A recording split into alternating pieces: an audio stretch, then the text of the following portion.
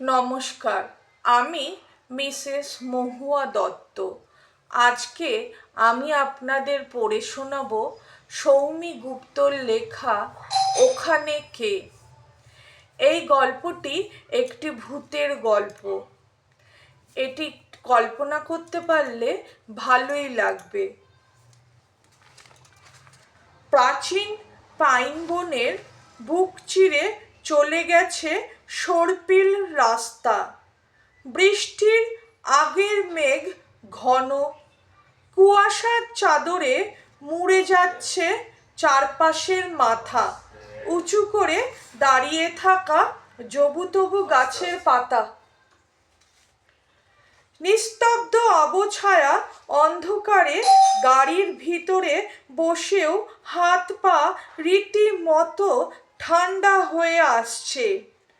টিকলি গাড়ির কাচ নামাতেই হুড়মুড়িয়ে কনকনে হাওয়া ঝাপটা মারল চোখে মুখে। চালক পেম্বা গম্ভীর মুখে গাড়ির স্টিয়ারিংয়ে हाथ दिए বলল, इस जगह रात में बहुत खतरनाक। दिन में भी गाड़ी चलाने से डर लगता है। শুনছো? সরি। আমি উৎসুক দৃষ্টিতে তাকিয়ে বললাম, বাঘ ভল্লুক কুছ মিলেগা? আমার হিন্দি বরাবরই খুব নড়বড়ে। টিকলি হেসে বলল, বাবা তুমি বাংলায় বলো, উনি বুঝবেন। পেম্বা হাসলো। সামনে আকৃতির একটা বড়সড় বাঘ ঘুরে বলল, সামনে একটা বড় ভ্যালি আছে। ওর উত্তর দিকের পাইন গাছের বনের মধ্যে একটা কবরস্থান আছে। বহু ব্রিটিশের কবর আছে ওখানে। আমরা রাতে এদিকে গাড়ি চালাই না।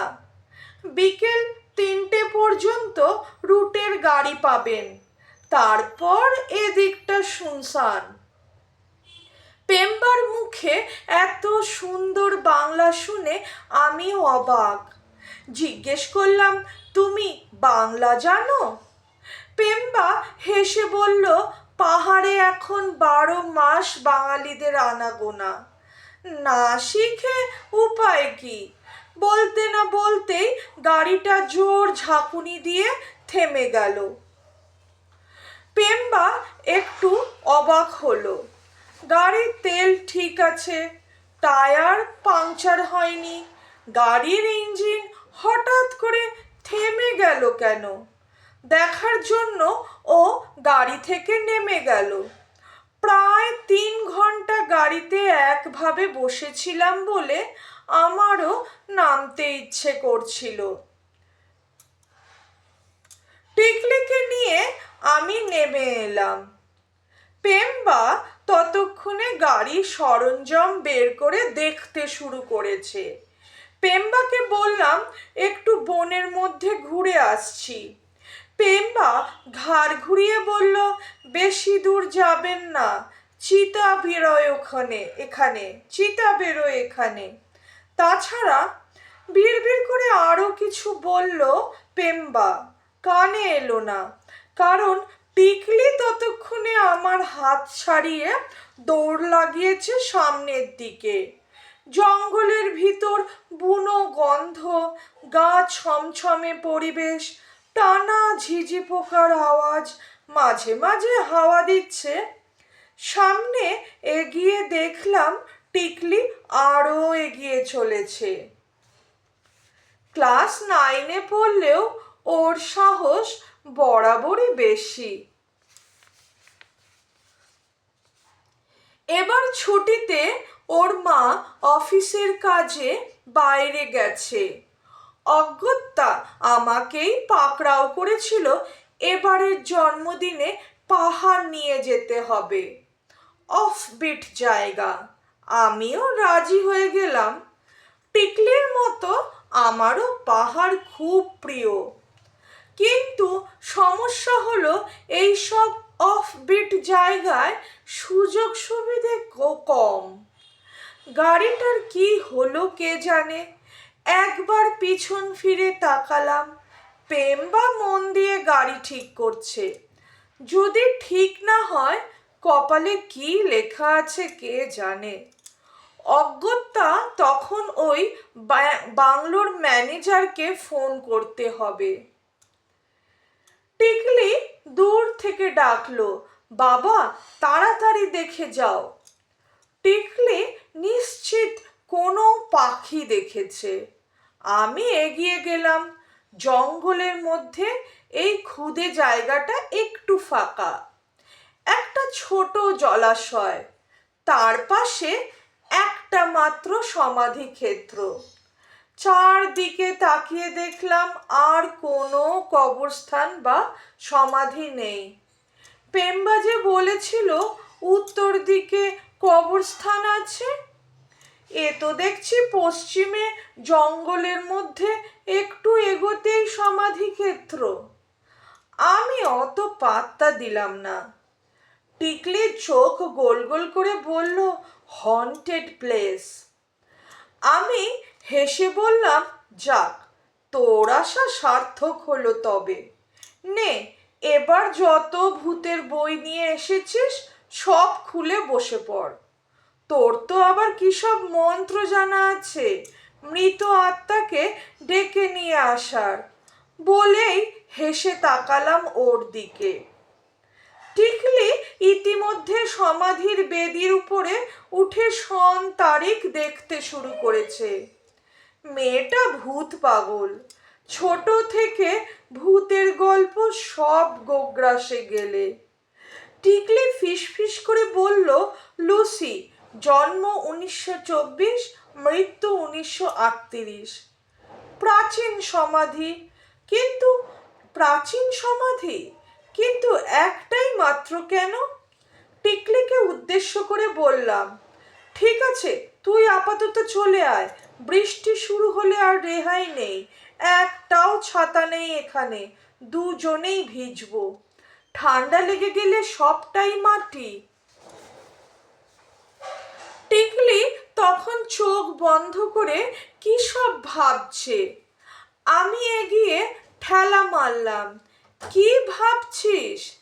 টিকলি অদ্ভুত ভাবে তাকিয়ে বলল, কাল লুসিরও জন্মদিন। আমি চমকে উঠলাম। আঙ্গুল দিয়ে টিকলি যা দেখালো তাতে দেখলাম ইংরেজি সালের পাশে তারিখ লেখা, 27শে অক্টোবর। টিকলিরও একই দিনে জন্ম। কেন জানি না আমার পিঠ দিয়ে একটা রক্তস্রোত নেমে গেল। পেম্বা কখন আমার পিছনে এসে দাঁড়িয়েছে জানি না। সতর্ক করার সুরে বলল, আপনাদের বলেছিলাম বেশি দূর আসবেন না, চলুন এখান থেকে। টিকলিকে এক প্রকার জোর করে নিয়ে এগিয়ে যাওয়ার সময় পেম্বা বারবার হাত দিয়ে ক্রস আঁকছিল আর বারণ করছিল পিছন ফিরে তাকাতে।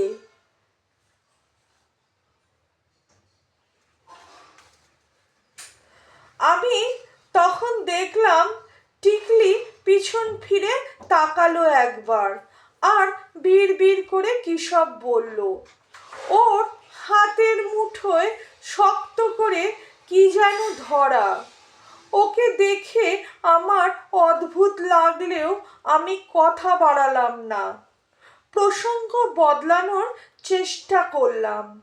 পেম্বাকে দেখে মনে হলো ও খুব ভয় পেয়েছে।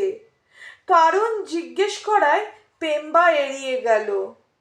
আমরা বিকেলের দিকে পৌঁছলাম বাংলোয়। অফবিট জায়গা বলে এখনো ফাঁকা। আমরাই এখন এখানে একমাত্র গেস্ট। এই সপ্তাহে এখানে বুকিং পাওয়া যায় না। নেহাত আমার বন্ধু রমেনের এখানে বিশেষ খাতির আছে, তাই এক প্রকার জোর করেই ঘর পেয়েছি।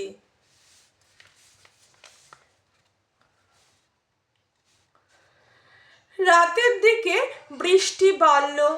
পেম্বা রান্নার লোক আর ম্যানেজার ছাড়া এই কটেজে আমরা দুজন।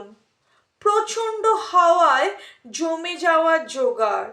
টিকলি বেরোবে ভেবেছিল, আশেপাশের পরিবেশ দেখার জন্য বায়না করছিল, কিন্তু আবহাওয়ার গতি প্রকৃতি দেখে নিরস্ত হয়েছে।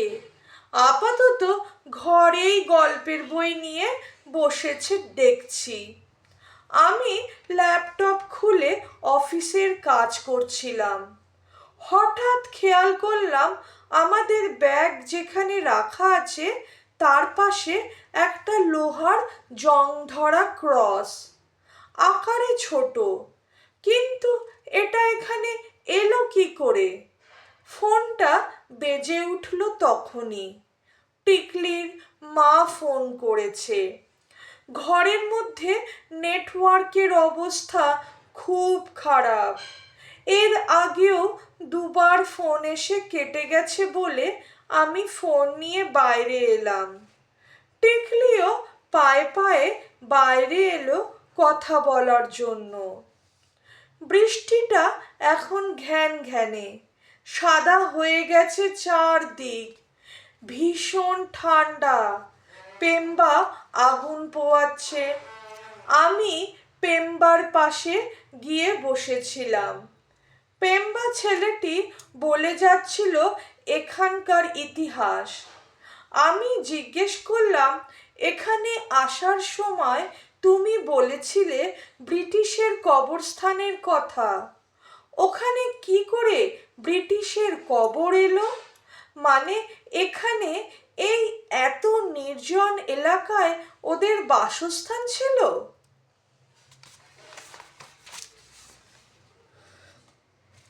পেম্বা বলল, হ্যাঁ, ওরা আসলে শহর থেকে দূরে নিরিবিলি জায়গায় থাকতেই ভালোবাসতেন। এখানে অনেক নির্জন জায়গায় ওদের বাংলো আছে।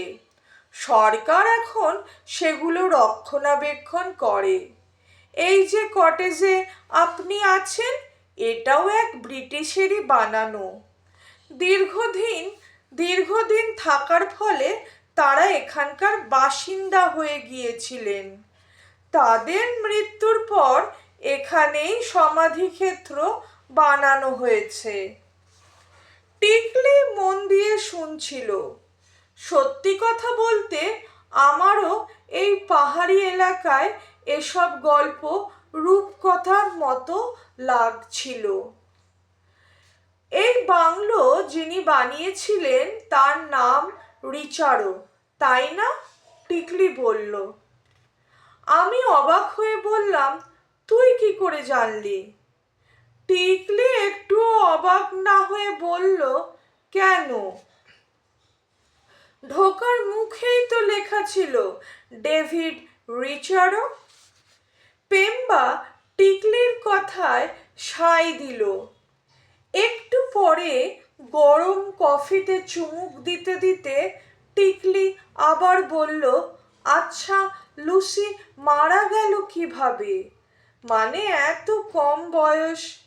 কে লুসি? আমি টানটান হয়ে বসলাম। আজকের মতো গল্প এখানেই শেষ করছি। নেক্সট ভিডিওতে এই গল্পের দ্বিতীয় অধ্যায় নিয়ে আসব। ধন্যবাদ।